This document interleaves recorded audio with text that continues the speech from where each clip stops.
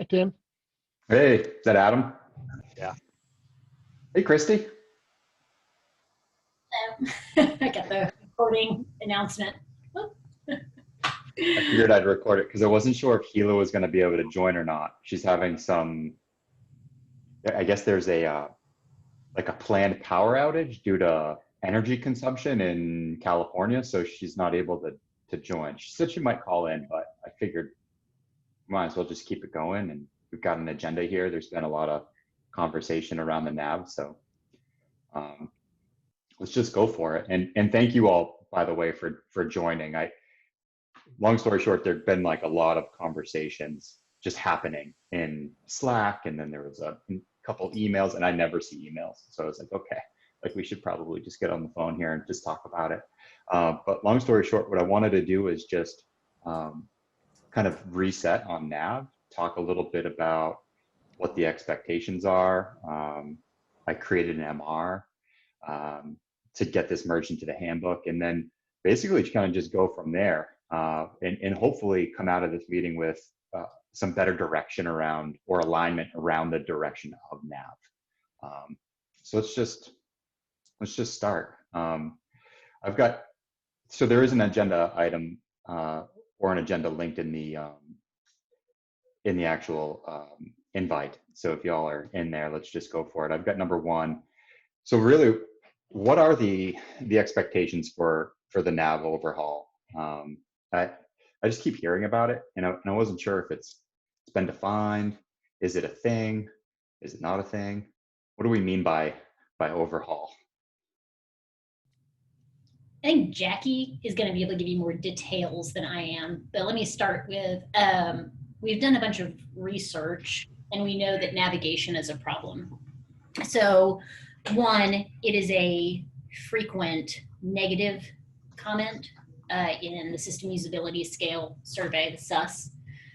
And we get that from free text responses. So it's not just like a 1 through 5 scale is nav good. We don't ask that. It's people, when we say, do you have any other feedback for us? People saying, yeah, I want to talk about your nav. And then also Catherine has done some focused research studies just on navigation, and Jeff actually did one as well. So I think we know a lot of things about navigation and where it's failing. I do not think that we have designs in place, but that's where, Jackie, I will turn it over to you. Hey. I think it's so funny when people are typing and you're just trying to add one more bullet point. to lead and note take is an art. Yeah, so there's a deck there that you all can look at if you want to. I don't know if we need to go through it, like we have a short time right now, but I took screenshots and I tried to summarize like the problems with the navigation. I think I'm not sure, but I think when people are talking about overhaul, we're just saying like we need to fix the nav. I don't think anyone's saying like we need to overhaul necessarily the menus. Like if you really look at the feedback that people have given us and dig into it, I don't think the problem is that our things are organized badly. Some of our things are organized badly, like settings. But the organization of settings probably needs to happen within settings, not necessarily within an overhaul of the whole nav. There's also a lot of things, like if you dig deeper into nav complaints, a lot of things about groups and projects. Like it's hard to switch between groups and projects. Groups and projects are like, have weird relationships. Some features, some items live only under a group or only under a project. What else? It's hard to find like recent and frequently used groups and projects, that kind of thing. So let's see, what else in terms of overhaul? Oh, so I guess what I was gonna say is like, if you look at that deck, you can kind of see a good summary of the kinds of problems people have. One of the first pages has like basically the top problem, which is it is hard to get back to my stuff. It's hard to get back to the things I care about. It's hard to see the things I need to pay attention to. we have all these objects in GitLab, like issues and MRs and commits and pipelines and all these things that can be hard to find. And then there's all this activity, people adding comments, people doing things, people mentioning me, my team, all their activities, my activities. And it's really hard. There's nowhere in GitLab for people to kind of see all of that and then navigate around it. So people do a lot of things like workarounds, browser bookmarks, tab managers, email notifications, and things like that. And when you go back to the task, it's really people are trying to get around GitLab. They're trying to find things in GitLab. So, so yeah, I guess it's a long answer, but I would say that we really need to help people orient themselves around their stuff in terms of navigation. We don't necessarily need to like overhaul how our menus are organized, although I imagine there would be some changes to menus that would occur. Is it helpful? Yeah. I think that's a really good point, because we tend to just think of top nav or something, but other things that could aid in navigation, not just the UI top nav. Help me find the slide 4 in the deck, if you're looking at it, I was trying to explain that like right now our navigation is everything like starts with a project or a group and then points to a thing, like a list of issues or a list of MRs or a list of epics. Whereas people are oriented around themselves, like me and my stuff and my team and what's happening, and help me get to that stuff faster. Don't make me always go through this route of like project and group first.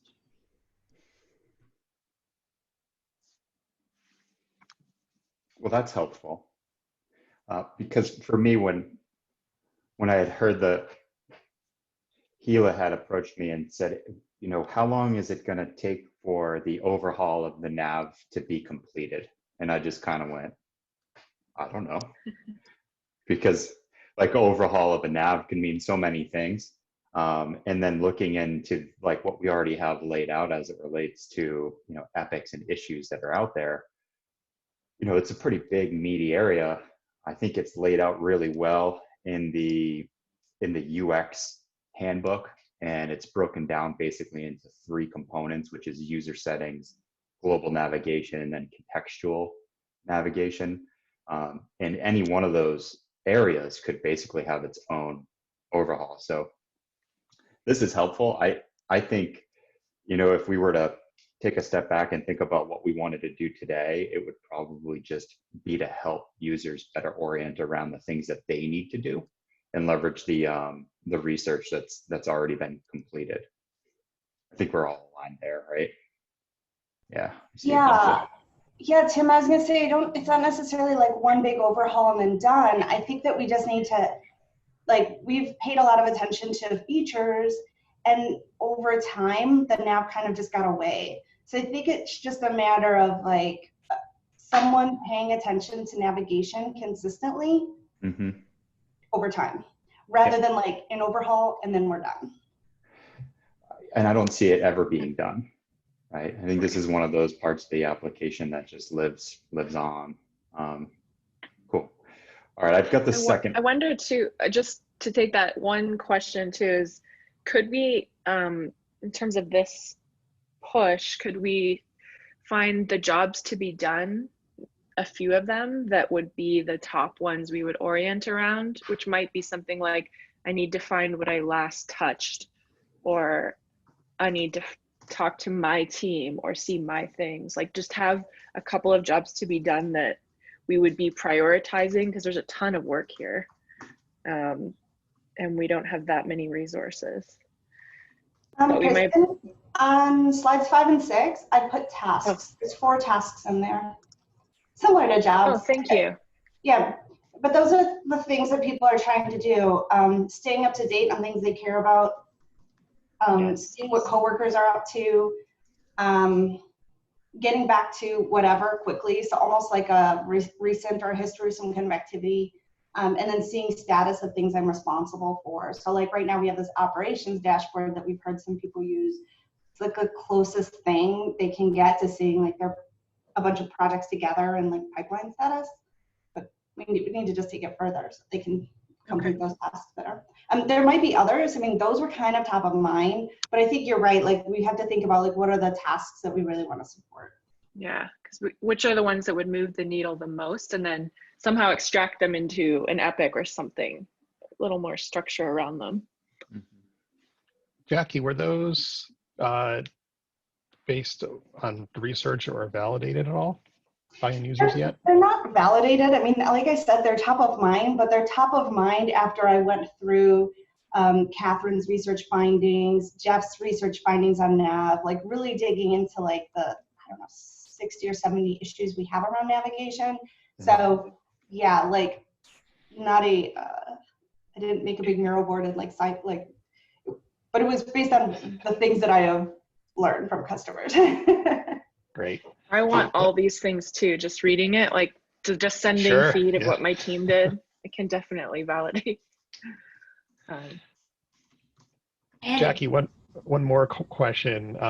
Slide 8, around those contextual menus. Do you see those being in scope for a The project like contextual this? menu, so so they change whether you're in a group or a project, or they change if you're in an admin menu or like your personal menu. Are they in scope? I would say yeah, for navigation, definitely. Okay. I think one of the things that is related to this is there's a working group looking at groups and projects and the relationship and model between them. I think that group might go first before we made big changes, because they could kind of figure out what's the right model for groups and projects, what changes might we make, and then we would reflect them in the nav to solve some of the problems that people are having with them. I added this to the agenda. It's up under number 4. Totally agree that nav will never be done. It will always be changing. What I would like to see from this effort is to focus on the things we know today, like Jackie's talking about, clean those things up. But I think a critical piece of this is to then document what we've done, why we've done it, so that as groups need to make changes to navigation in the future, they can kind of self-serve, so everyone can contribute. Because I think this goes back to Jackie's point that it's gotten away from us because there were no guardrails. We need guardrails so that so that everyone knows how to help maintain. Yeah, thank you for doing that, Christy. This is helpful just for me to understand, how you're thinking about this and the direction that we need to take. Helps me anyway. Over time. Yeah. I have a question, because I've been out for, is growth going to continue to focus on navigation and knowledge going to focus on settings, or where did we? I think that's the second part of the conversation, right? For land with that. We've not made any decisions there, Christy. So, the current plan of record has not changed. Knowledge or expansion owns navigation, and no one owns settings. Okay. Yeah. Which is perfect segue into number 2. So I created an MR basically to just establish a product category for the direction page of navigation. It hadn't been done. So I merged it in under expansion. So it's under growth, under expansion. It lives there. We can iterate on it, just bring it to life, and we can figure out, resources or a resource plan later on. At the end of the day, I think this is just one of those areas that needs to be owned, right? And if it's expansion and the expansion team doing small iterations on it, then we can do that. And if it's, us, getting assistance from other parts of the organization to do that as well, that's cool too, right? It's the GitLab way. I think anyone can contribute. I think what I wanted to do here too is also just bring to light that there's some good links out there today that outline what navigation is. And really, it sounds like it's been owned by the UX team.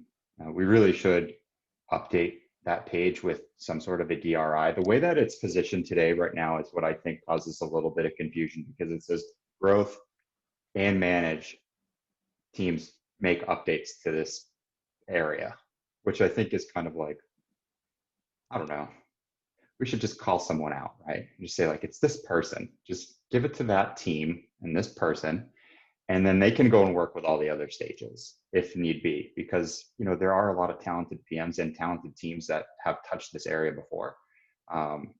It's not like us just like expansion being like, oh, we're the navigation team. We're not. We're just working on navigation, and it's been led by UX for the past 7 years. So Cool. Good to know. Yeah. Which the context around that is that change was made about 1.5 years ago to make UX the lead of it. And the concern and what has played out in reality is that we can do exactly what we've done, which is we can come and say, there are problems. User is telling us there are problems. Here are the problems. Here's how we propose solving them. But we've made zero progress because we don't prioritize engineering resources. And that's been the big pain point. Yeah. Okay. Well, yeah. You have anything, Eric? That Sorry. makes sense. I was just gonna actually ask a question, Tim. I believe it actually was Christy that submitted the MR, maybe at Sid's behest or maybe someone else's, I'm not sure, to move navigation into growth. And that happened, Christy, remind me, 3 months ago, 4 months ago, beginning of the summer? Sure. Okay. Sometime in that time frame.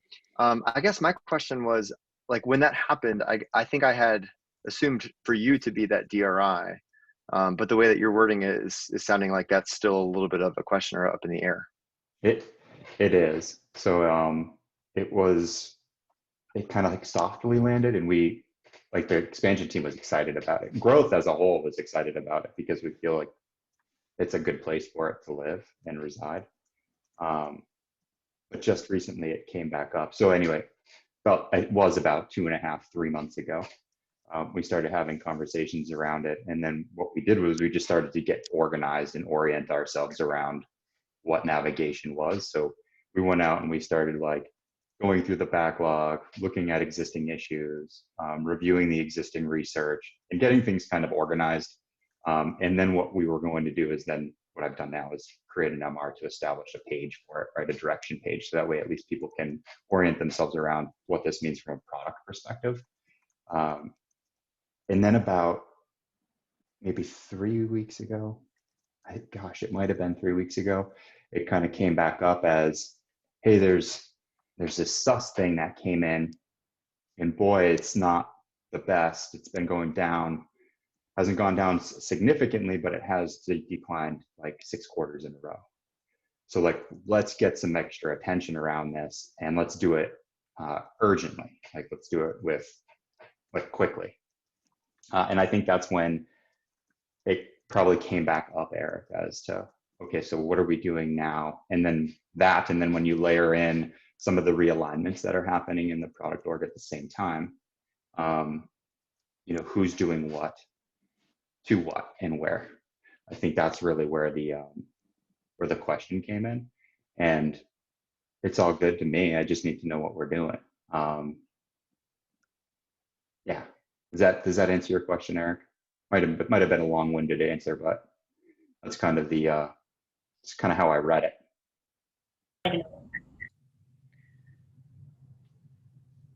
Go ahead, Christy. So that all sounds right in terms of how how things happened.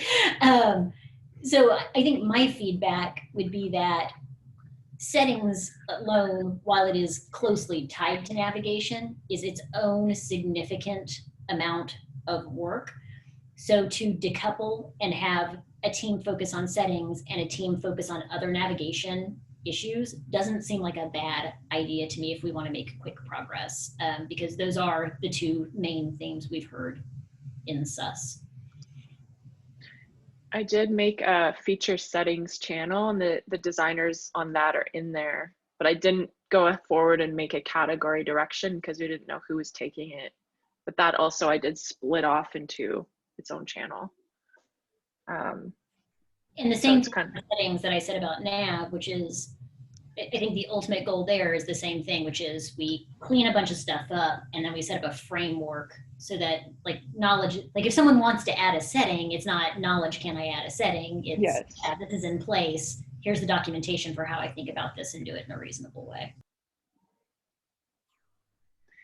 Yeah, and just the way I first saw this problem, I was thinking it would make sense, like if growth continued to own it, because increasing the ability to use GitLab is going to drive growth across the board. And especially if we want to have a really short-term goal or like a 1-year goal of increasing SaaS, it makes sense.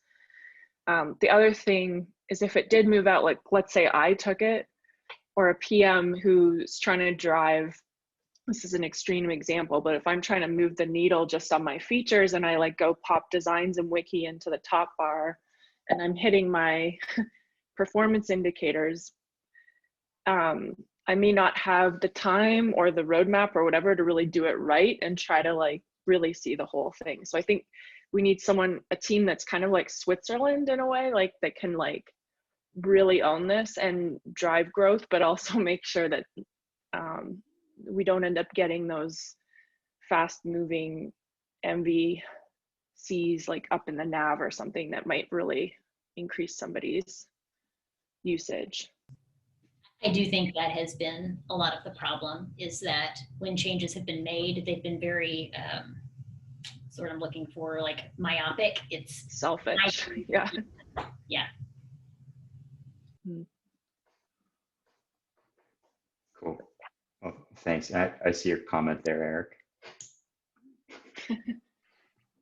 It's weird to write a comment like that and not sound like a jerk in a doc. So you get a winky face, but yeah, I would recommend navigation is owned by expansion. You're the PM for expansion, therefore you're the DRI. And you've kind of already called that out in your MR, saying that this page is owned and maintained by Tim Hay. So, well, I wasn't sure how else to get it up, and maybe it had just been going back and forth. It felt like a game of ping pong. Right? Yeah, and I think part of the reason was because, like, to be quite clear, I think Scott went like really out of order in proposing a solution before any of us had even gotten together to discuss the work and how to approach it. So I think that's why you're feeling like it's a game of ping pong. But hopefully we're back to kind of the same playing field right now, where we can figure out what is the best path forward with the work that Jackie has brought up. So that's like, we're good, no worries either way. My view of the world, and just to kind of like level set with everyone, unless we're making an argument that like expansion should not own it, then I would say like you are the DRI, Tim, and then we should figure out who can do the work if you want to move into that. Although I see you do have a third agenda item before we like kind of discuss like what are our options for getting the work done. Yeah. Well, and thanks for saying all those things, Eric. It's helpful. It is. So yeah, this is number 3. Let's just jump to number 3. And I'm good with everything that we just talked about. Number 2, by the way, it makes perfect sense to me. I just needed to make sure that we were all on the same page and had alignment around it before I started going down the path. Number 3 really is more around, how do we plan on measuring the success of navigation? I'm assuming that it ties back to our recent SUS, but I'd really like some confirmation around that. There's just a lot of, when you dig into SUS, there are a lot of survey questions that are asked that loosely tie to navigation. So I wouldn't want to use just SUS as the measuring stick of success for navigation. I think there are like, very specific questions inside of the SUS that we could probably improve on, and then tie back to the success of navigation. I want to be clear that the questions in SUS have literally nothing to do with navigation. And we don't want to change the questions because it's an industry standard survey. But the tie between SUS and navigation really came from the free text comments. The free text comments uncovered a problem. That is the only correlation between SUS and. That's some good context for me, because when I was reading these things, I was like, the questions don't align with navigation at all. And I was kind of curious how, declining SUS over 6 months equates to fixed navigation. I mean, I guess maybe from a Yeah, no, usability perspective, but yeah, it's when you, so the questions are about usability of the entire system. And then when you go back and look at the hundreds of free text comments we've gotten, we can see which themes come up most frequently, and navigation and settings come up most frequently. I would say that also search comes up a lot. And search and navigation are sort of tied because they solve a similar task, which is like traverse the application, find, browse, those kinds of tasks that people are trying to do. Sometimes it's hard to pull those apart. In fact, like we're talking even about using the search bar to navigate GitLab. A lot of people really want that. So.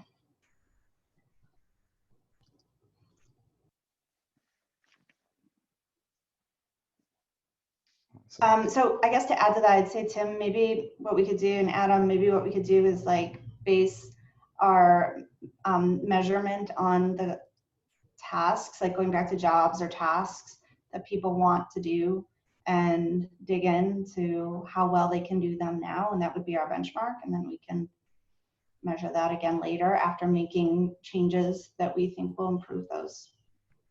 Yeah, the user experience of those tasks. Yep. Yeah. You're on the right track. Yep. So usually a navigation benchmark, they're fairly robust. We don't have to be super robust, but picture around 20 tasks where people are asked to kind of navigate through. And it's usually timed, and the metric is that and also pass fail. So we do it now with our current nav.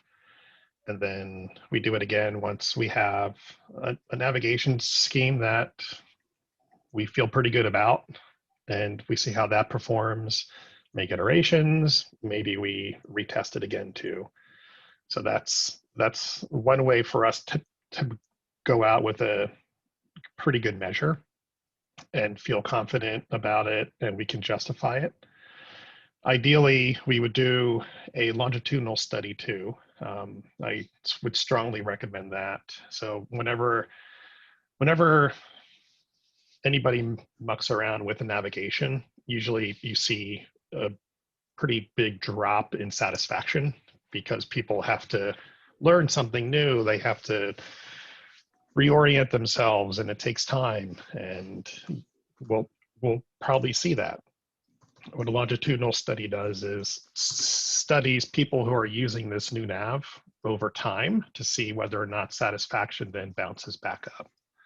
So I think we should do that as well, because if it doesn't come back up, we want to understand why. And it's best to do that with a small sample size rather than our entire audience. Adam, in your experience, about how long do we need, how long of a time period do we need for that longitudinal study to run its course? Great question. It depends on the usage of the people. Like, are they using this every day? I would probably say we're talking 3 to 4 weeks, probably, if they're in it every day or every other day. So, okay. Yeah. And then, Adam, would you recommend making like an iterative change to the nav experience and then running a study like this, or would you like recommend that we kind of maybe we iterate in how we ship it, but then we kind of batch it all together and say like this is like nav 2.0 or whatever, and then we run that study? What I'm trying to understand is like there are certain things we iterate on really well, and then there's certain things like in our handbook that we're like, yeah, we don't iterate on stuff like this. Like we don't iterate on pricing, we don't iterate on org changes. And I'm wondering is like nav, maybe we shouldn't. God, looks like a gnat for my face. Maybe we shouldn't. Maybe we should iterate, but more controlled or more like A/B. Yeah. I'm not sure. What it sounds like you have some pretty good experience in this realm.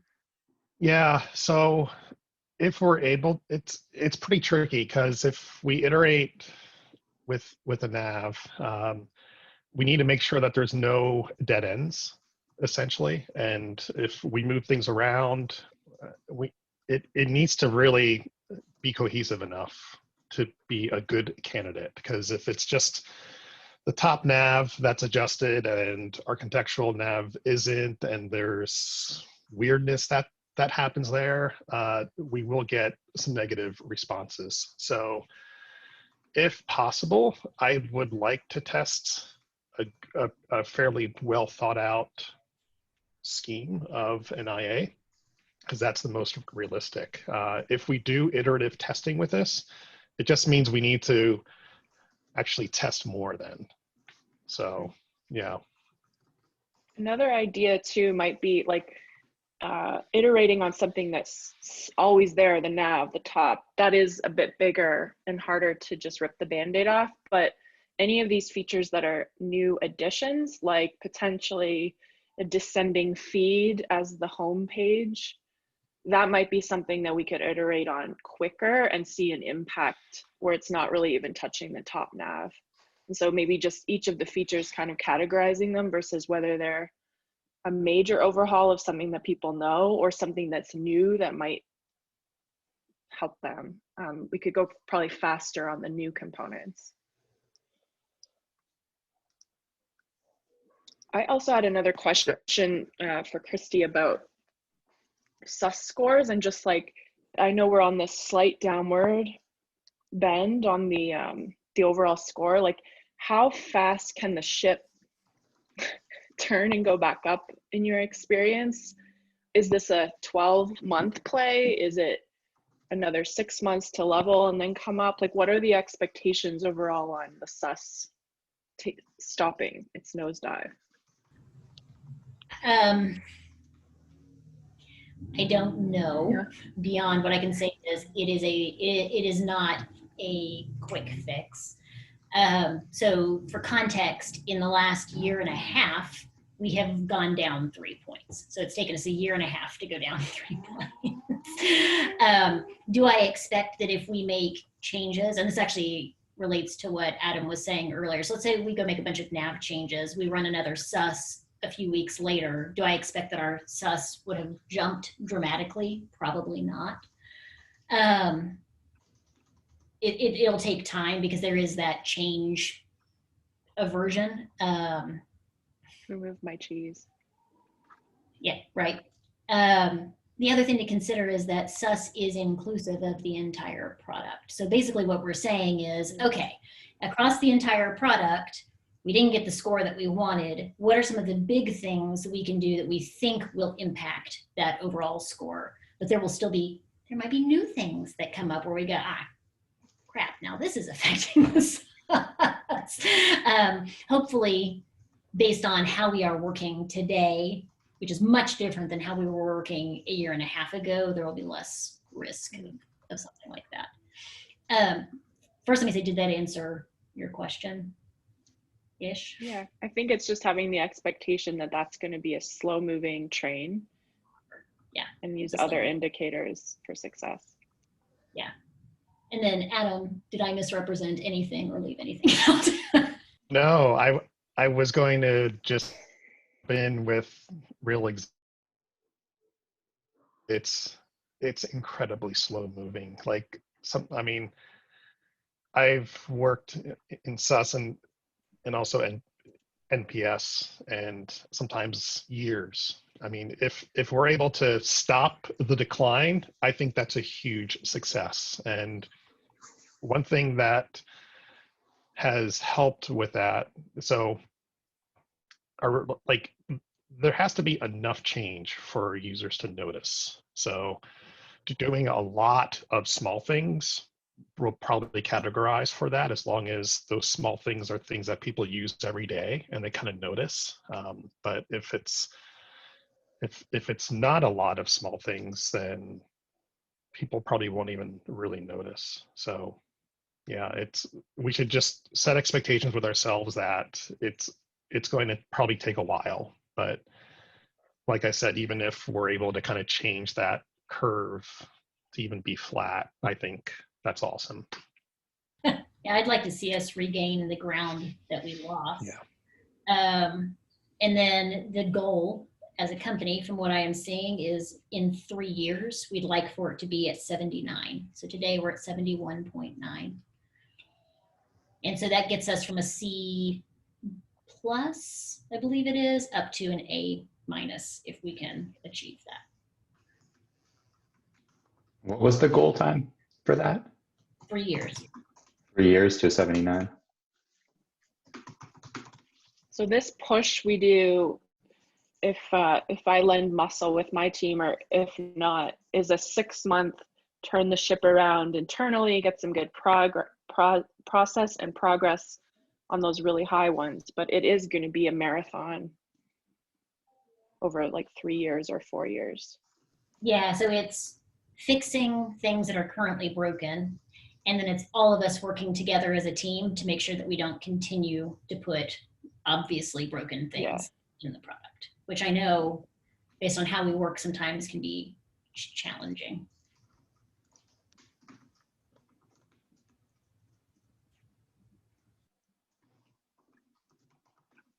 Sorry, I'm typing. And Tim, back to your item 3, you had in there around a question using SAS or another survey. We can definitely create a navigation specific survey for us to kind of measure in addition to those other research methods I used earlier as examples too. It's great that there are other options. And I like the idea of benchmarking navigation. Just snap a line, give us something to go off of that's nice and clean, and then see what we can do from it. And either we'll see it go up or we'll see it go down. Yeah, and we'll keep an eye on the SAS freeform comments like we normally do. And I think we'll be pretty good in how we're measuring success on this if we do these things. Yeah. Cool. There's a couple more comments here underneath SAS. One of the ideas that Kristen had was to reduce the mention of navigation in open comments. I think that's a pretty cool idea. Or we could just increase the sentiment of navigation in open comments. So just kind of like the inverse, instead of looking for what people are saying negatively about it. But if we see if we could actually kind of outweigh the negative comments with positive comments, that might be one way to do it too. Something I've noticed, but Adam and Jackie, you've looked at the SAS free text probably as much as I have, is people are less inclined to give us positive feedback in free text because they feel like you are asking them like what is the negative, so they're going to tell you about the negative. So to see a decline in the negative in those topics, I think is likely. To see an increase in positive sentiment may not happen. Yeah, that's accurate. And then number 4, we've got 2 minutes left. Just really quickly, I could try to just summarize this one so that we don't have to spend a ton of time on it. But I've been grooming the backlog on this for a good milestone, and there's a handful of things that I've recognized, and we've got it organized into about 60 issues. But there are a bunch of other kind of like legacy GitLab navigation issues that exist. And I found all of these different labels that are kind of out there. There's category navigation is kind of the one that we've been using. Global navigation exists out there. And then there's navigation. Those are really the 3 that I see falling into the bucket of scope for kind of this initial effort. And there's 3 others that come up when you do a search for navigation. One is region navigation. Another one's responsive. So like for whatever reason, the description of responsive is pulling in the word navigation and it's pulling up issues associated to it. And then there's category global search, which I can see how it could get a little conflated because people associate navigation with just finding things. But I guess what I just want to make sure that we're all on the same page is that we're going to be focusing basically on those top 3 labels. I want to clean them all up, and we'll just use category navigation. I'll get it documented in the handbook so that way everybody knows what labels to use. And I'll give a nod to the old label like navigation so everybody knows that it did exist out there before and we're pulling it into category navigation. Anybody have any comments on that one? I know it's 2:40, so if y'all have to go, please do. I know we want to end this meeting on time. I can stay and I'll say that sounds good to me. What is under region navigation? I've never seen a region scope label before. I think that might refer to pajamas regions. In the design system, there's a navigation as a region. Got it. I think that's what that is. There's just 2 there, so I think we could just move. We'll take a look, but I think we can move them. Yeah. Okay. Cool. It's, yeah. You're picking up navigation based off of the label description in some of these cases. Like responsive has the word navigation in the label description. Right here. Mm. Yeah. I would doubt that like responsive, however many of those issues actually pertain to navigation. Those are really, I can those are see the 3. why responsive ties to navigation, but I also agree that it should not be part of the scope of what we are addressing now. Yeah, I would Yeah, think and move responsive to the bottom of that list. Yeah, and obviously category global search, the reason you're seeing those is because the label description says issues related to search using the search field in the top navigation bar. Yeah. So yeah, but those are obviously, we have a separate PM and a separate team focused on everything Yeah. related to global search. We can just call all that stuff out too in the direction page. That way everybody's really clear around what it means. I think it's just probably just been a little cluttered, and we'll get it organized. All right, y'all. I don't have anything else. This was super helpful. Thank you for the candor, everyone. It's not easy to get on the phone and talk about hard things sometimes, but I felt this was really helpful for me. So thank you. No, thank you for setting this up. So I just, before we go, Yeah. I'll say it out loud to make sure that I understand. So Tim, you are going to be the DRI for navigation and for settings, and you will figure out how that work gets disseminated by working with other PMs if you need to. Did I get that right? I think you got that right. Okay. Now, we just need to make sure Gila's on the same page. Okay, cool. Yeah. I want to be super clear because I didn't get to say this earlier. I think you're a wonderful DRI for this. Kristen also would have been, either one of you could have picked this up and done a fabulous job. I just want it to get done. So I have full faith and confidence in you, Tim, to do this. That's great. Well, I appreciate that. And Kristen and I were going back and forth about it too. And we're like, can we just do the work? That's where I'm with it. It doesn't matter to me. And thank you. You've done a fabulous job of organizing this and driving the conversation. So thank you. Awesome. All right, y'all. 3 minutes over. Thanks, All right. everyone. Tim, can you stick around for 2 minutes? Yeah. Cool, awesome. Hold on. See you, Kristen.